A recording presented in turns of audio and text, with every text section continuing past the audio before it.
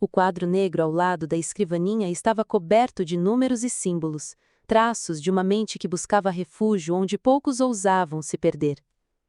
Quando não queria se entregar ao trabalho ou a distrações banais, Benjamin voltava àquele antigo hábito: resolver problemas complexos de matemática.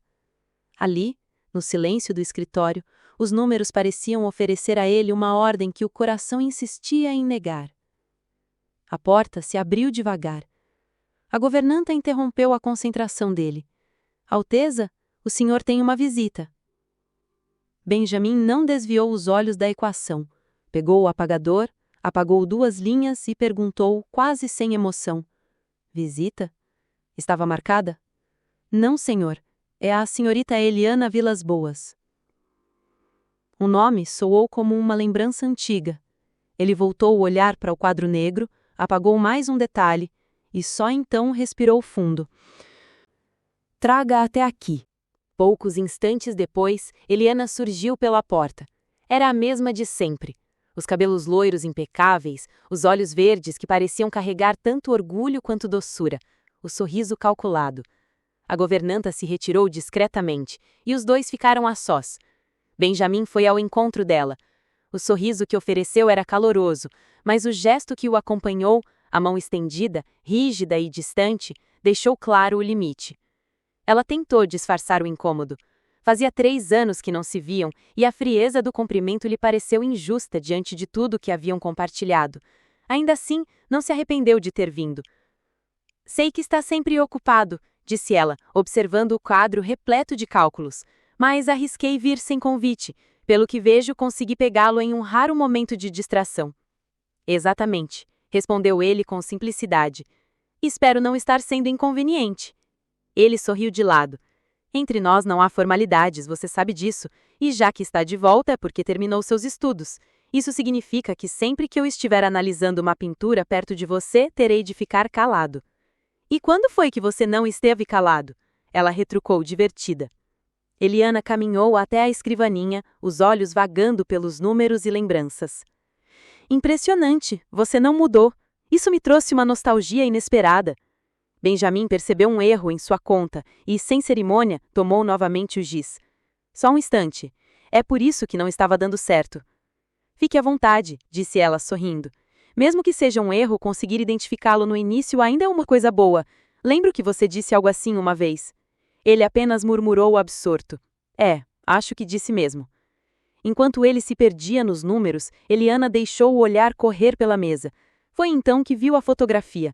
Uma imagem oficial, rígida, Maria Luísa em uniforme militar, séria, olhos firmes. Benjamin percebeu o silêncio dela, largou o giz, aproximou-se devagar e a encontrou segurando a foto. Uma militar? Perguntou ela, arqueando as sobrancelhas. Para estar sobre sua mesa, imagino que tenha feito algo de muito errado ou muito certo. Não é isso, respondeu sereno. Apenas... O olhar dela me chamou a atenção. É muito expressivo. Aquilo provavelmente era um elogio, ela pensou, mas não respondia ao porquê da foto estar sobre a mesa dele. Eliana não estranhou, porque respostas evasivas como aquela era bem o estilo dele. Tentou outro caminho. Talvez seja por causa do uniforme. Mulheres fardadas costumam ficar mais bonitas. Ela também fica bonita em roupas comuns, disse Benjamin quase sem perceber. Eliana conteve o espanto. Convivera tanto tempo com ele, mas jamais o ouvira falar assim sobre a aparência de uma mulher. Mas quem é ela? Uma amiga de Carlos, respondeu com indiferença. Por enquanto deixa a foto aí. Ela é problema dele, não meu. Eliana sabia que Benjamin poderia ser muita coisa, menos mentiroso. Amiga de Carlos? Ela ficou reticente, mas guardou suas conclusões. Mudou o foco. E você? Voltou apenas para rever os amigos ou pretende ficar de vez? Benjamin perguntou. Ela falou com entusiasmo, relembrando os anos fora. Nova York, Londres, Moscou. Mas ao final, sua voz suavizou. Eu estava lá para estudar artes. Mas minha vida, meus sonhos, estão aqui. Não sei se você ainda se lembra disso. Benjamin manteve o semblante sereno, mas os olhos se tornaram distantes.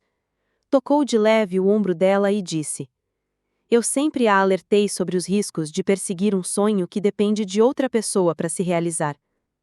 Eliana desviou o olhar, caminhando lentamente até a poltrona. Sentou-se com calma e o convidou a se aproximar.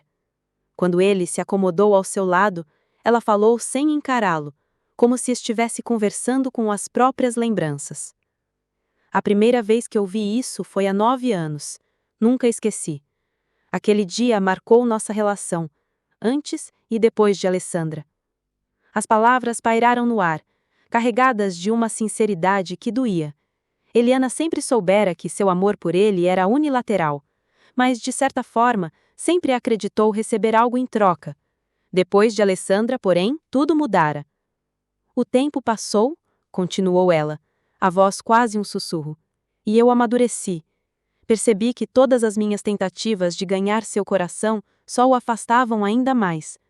Fez uma pausa, respirou fundo. 1 ano antes de eu sair do país, tivemos uma longa conversa. Você se lembra do que falamos? Benjamin voltou o olhar para ela, depois para o vazio à frente. A resposta veio calma, mas firme. Foi uma conversa muito madura.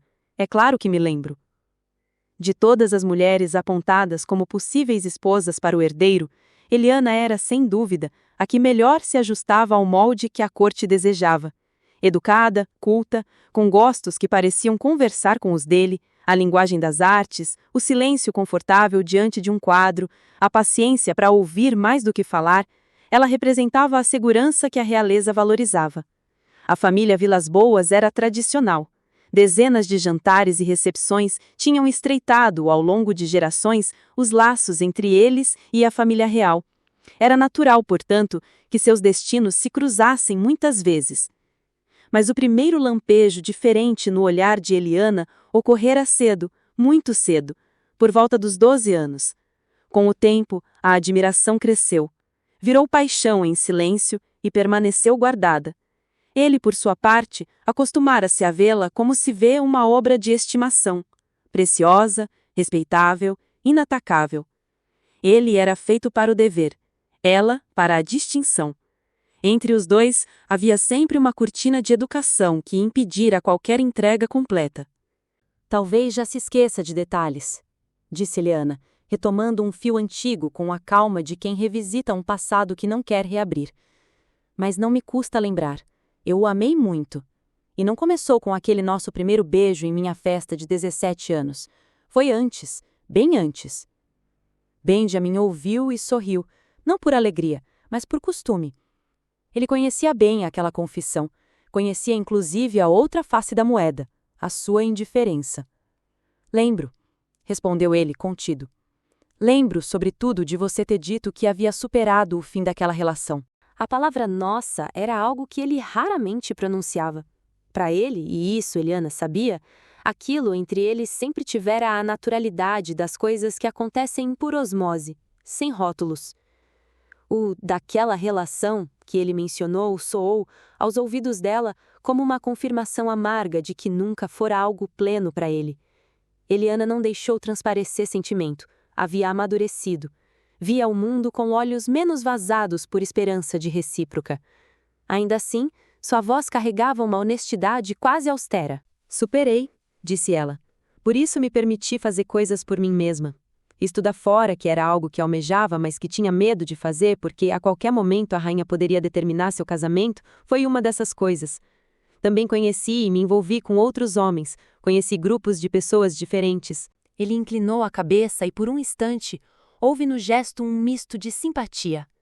Você sempre foi inteligente, sempre soube que você faria boas escolhas, disse ele. Houve uma pausa. Depois, Eliana, com a firmeza de quem decidiu abrir uma porta e deixou que ele olhasse para dentro, fez a pergunta que trazia. Seu casamento. Você o posterga porque ainda tem esperança de encontrá-la? Benjamin negou. A resposta saiu limpa, ponderada. Não. Eu posso ser obstinado, mas não sou idiota. Depois de 4 anos procurando, eu desisti. Ela o encarou, altiva, como alguém que prepara um lance. Talvez você não encontre a mulher ideal para amar, disse ela devagar. Mas para ser princesa herdeira, para cumprir o papel que o país exige, isso se acha. Eu poderia ser essa mulher. Houve algo na proposta que o fez franzir o senho.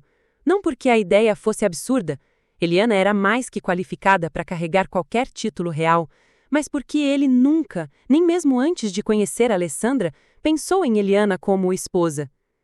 Você estaria disposta a um casamento sem amor? Perguntou ele, direto.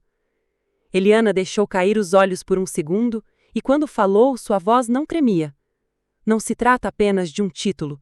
Trata-se da possibilidade de entrar para a história, de ter voz e peso. Não sou ingênua. Vi exemplos em casa. Minhas tias casaram por amor e uma delas divorciou-se 2 anos depois. A outra está presa a uma infelicidade silenciosa. Minha mãe casou por posição social. Até hoje vive com meu pai, e ainda que às vezes ela fique sabendo sobre algum caso dele, ela se faz de cega e surda. Jamais vi minha mãe sofrer por meu pai. Entre elas 3, minha mãe com certeza é a mais feliz de todas. Ele considerou aquilo como quem avaliava um quadro difícil, atento aos detalhes, pouco apegado à pressa. Então, se pedir sua mão em casamento, eu saberei perfeitamente qual tipo de relacionamento me espera, Eliana retrocou. Se houver de sua parte algum relacionamento extraconjugal, farei como minha mãe, e apenas ficarei alerta para que isso não interfira na sua imagem e na imagem da família real. E se eu tiver uma segunda esposa? Eliana surpreendeu-se com a pergunta. Se para ter uma esposa já havia sido necessário a rainha interferir com um decreto, por que ele estava falando em ter uma segunda? Ela concluiu que ele ainda sonhava com o dia em que reencontraria Alessandra. Eliana engoliu em seco e respondeu o mais digna que pôde. Uma segunda esposa? Ainda assim eu continuaria sendo a princesa herdeira, a esposa principal. Sua resposta pareceu autêntica, tanto que ele não percebeu o quanto aquela pergunta mexera com ela. Benjamin se levantou e caminhou vagarosamente pela sala, avaliando com cuidado aquela proposta. Em dado momento, ficou atrás da poltrona onde ela estava e tocou-lhe de leve o ombro, num gesto sem teatralidade que pretendia ser conforto e aviso ao mesmo tempo. Se eu tivesse de escolher hoje, disse ele com uma honestidade que doía, você estaria entre as melhores opções. A frase era quase um elogio. De forma ainda mais ponderada, Benjamin continuou. No entanto, estamos falando de uma vida toda. Com os demais homens existe uma porta de saída, o divórcio. Mas para o herdeiro do trono de Lilbor, é até que a morte os separe. Ele deu 2 batidas de leve no ombro dela. Para Eliana, aquele gesto era o pior que ele tinha, pois com ele Benjamin queria transmitir seu frio consolo. Reflita, concluiu ele baixando a voz. De toda forma ainda temos tempo. Irei considerar com muita atenção tudo o que me disse hoje. Eliana o olhou, com serenidade e uma ponta de tristeza. No fundo, bem no fundo, ela sabia. Não desejava apenas um título. Antes de prosseguirmos com a história, quero deixar 2 recados. Primeiro, é para o caso de você ser novo aqui no canal. Esse vídeo é a continuação da história Casamento Forçado com um Príncipe. Então, se você não acompanhou os vídeos anteriores, tô deixando o link para a lista com todos os vídeos, anexado no primeiro comentário e também na descrição do vídeo. O segundo recado é, lembre-se de curtir o vídeo e se inscrever para não perder nenhuma história nova. Então, vamos continuar. Dona Letícia passou o dedo indicador sobre o tampo de um aparador esquecido no canto da sala, avaliando a fina poeira que ousava se acumular. Anos de serviço à família real não lhe haviam dado a confiança de simplesmente ordenar as tarefas às empregadas e esperar que tudo saísse perfeito. A casa da montanha era seu orgulho silencioso, mantida com a mesma disciplina de um quartel e a elegância de um palácio, sempre pronta para receber um membro da realeza a qualquer momento. Débora, que surgira discretamente do pé da escada, observou a cena com um leve franzir de sobrancelhas. Depois de tanto tempo, ainda se perguntava por que a governanta não confiava plenamente em seu trabalho. Malu, hóspede inesperada, já se encontrava ali havia 4 meses. A princípio, Letícia a recebera com uma certa frieza, mas com o tempo, a desconfiança cedeu lugar a uma aceitação cuidadosa. Malu, percebeu a governanta, era uma jovem determinada, sem intenções ocultas, apenas alguém com um objetivo claro, por mais misterioso que fosse. Débora, A doutora volta hoje do hospital de campanha. O quarto está pronto? Perguntou Letícia, sem tirar os olhos da poeira. Todo em ordem, senhora. Antes da chegada dela, pretendo passar o aspirador mais uma vez, respondeu a doméstica, adivinhando a ordem que viria. Letícia assentiu, satisfeita. Ótimo. Vamos trocar as flores também. Pedi a seu Tito que colhesse algumas gérberas. Débora sorriu hesitante. Gérberas são lindas, mas as flores atuais combinam mais com o quarto dela. Concordo. Mas seu Tito disse que as gérberas ajudam a dormir. Talvez seja por isso que ela adormece tão rápido quando lê no pergolado à direita. Vá buscar os vasos para apressarmos. Um tempo depois, Letícia estava sentada perto da lareira fazendo anotações, quando Débora voltou trazendo 2 vasos repletos de pétalas vibrantes.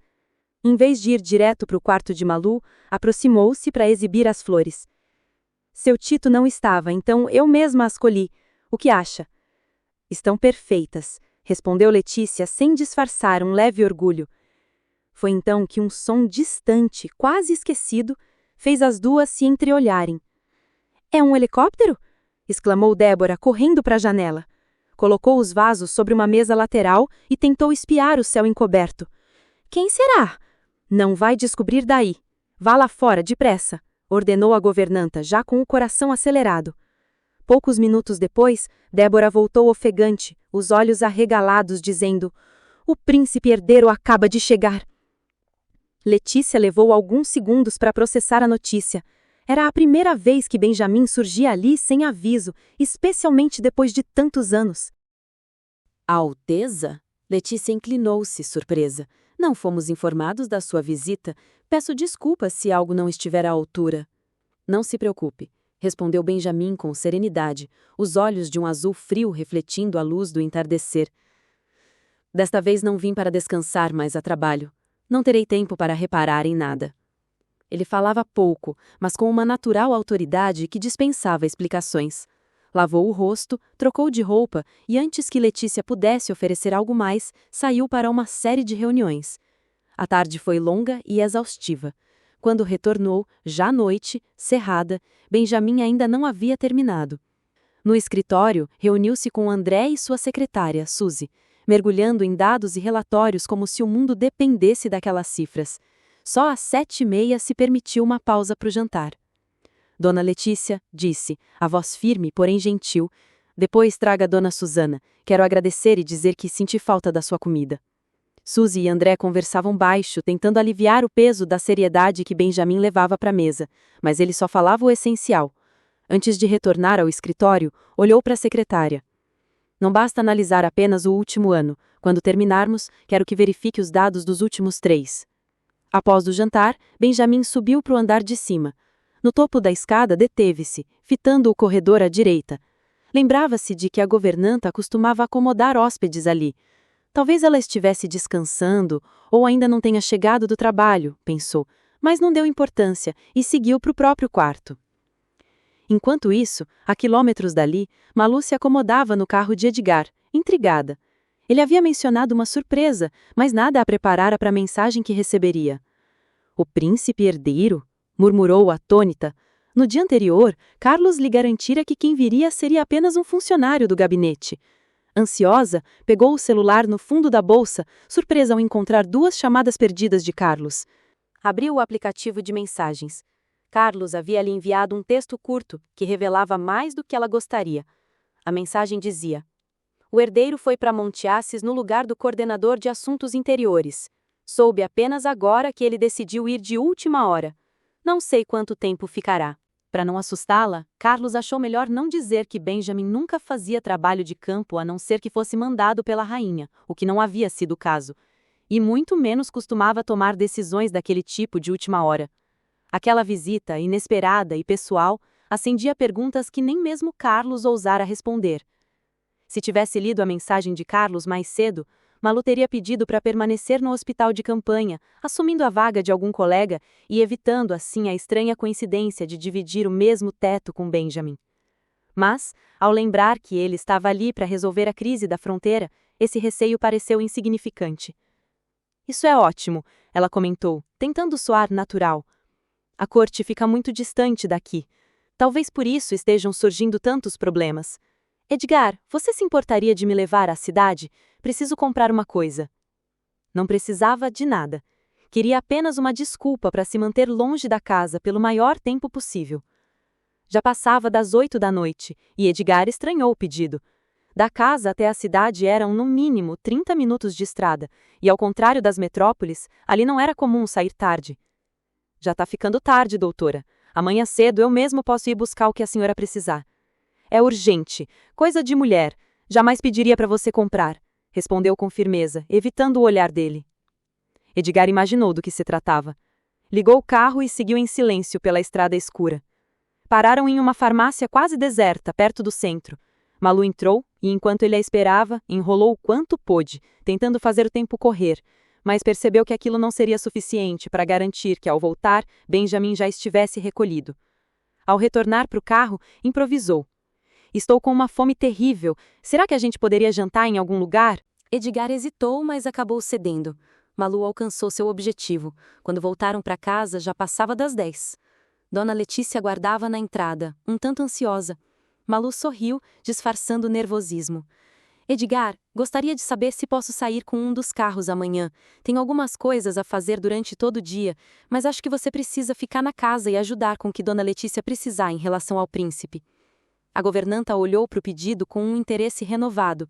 Não que fosse pedir a Malu que se ausentasse da casa naqueles 2 dias de sua folga, mas preferiria que evitasse circular pela sala e pela biblioteca, onde Benjamin costumava passar. Sabia que Malu era amiga de Carlos, mas quando perguntara se também conhecia o príncipe, recebera uma resposta evasiva. Isso é um pouco difícil, não acha? Por conhecer o temperamento reservado de Benjamin e ignorar como Malu reagiria diante dele, Letícia achou prudente não arriscar. Afinal, estar diante do herdeiro era o sonho da maioria das jovens, sobretudo da idade dela. Antes que Edgar pudesse dizer algo, a mãe se adiantou. Claro, você pode levar um carro. Eu realmente vou precisar do meu filho por aqui. Malu agradeceu e seguiu em direção ao quarto, os passos apressados. Letícia a acompanhou, chamando-a baixinho. Minha querida, preciso pedir-lhe algo. Pois não, respondeu sem reduzir o ritmo. A governanta percebeu a pressa de Malu, mas continuou. Como você já sabe, o príncipe herdeiro está na casa com seu assessor e sua secretária. Gostaria que, enquanto eles estiverem aqui, você evitasse circular pelos cômodos comuns e que... Ah, não se preocupe, interrompeu, Malu virando-se por um instante, o semblante sereno. Não quero causar nenhum problema, Carlos. Coincidentemente, separei estes 2 dias para resolver alguns assuntos. Posso ficar fora. E se ele ainda estiver aqui depois disso, penso em dormir na base. Será mais fácil para mim e para o Edgar, concorda? Chegaram à porta do quarto. Letícia sorriu aliviada com a sensatez da hóspede. Concordo, disse, satisfeita por Malu reconhecer com tanta naturalidade o próprio lugar naquela complicada dança de protocolos. Malu não conseguiu se levantar cedo como havia prometido a si mesma. O despertador tocou às 6 em ponto, mas o corpo pedia mais tempo.